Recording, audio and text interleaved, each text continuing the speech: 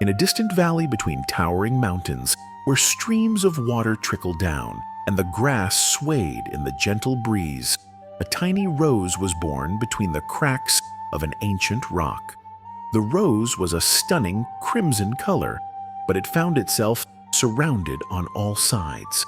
The giant rock blocked the sun most of the day, and the soil around it was dry and hard. In its early days, the tiny rose tried to stretch its slender stem toward the dim light filtering through the rocks. But its attempts failed. Every time it grew, it bumped into the cold stone.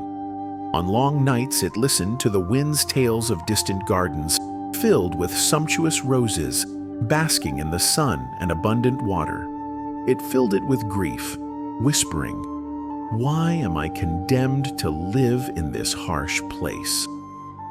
One morning, as the rose was shedding the dew of its sorrow, it heard a faint voice coming from deep within the rock.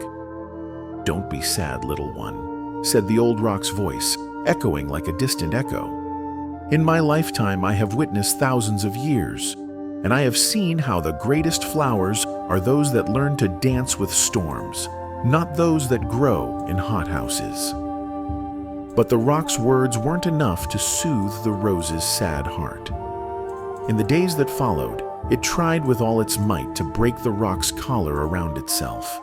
It made a great effort to grow straight, but its stem broke from the pressure.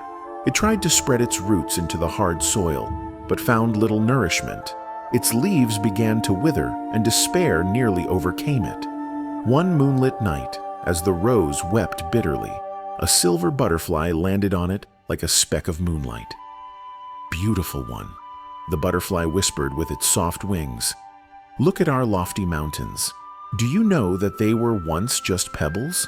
Everything great in this life begins small and grows with patience and perseverance." From that moment on, the rose began to think differently. Instead of fighting the rock, it learned to adapt to it. It began to use the cool surface of the rock at night to condense the dewdrops that quenched its thirst. It learned to capture the scattered sunlight and store it in its petals.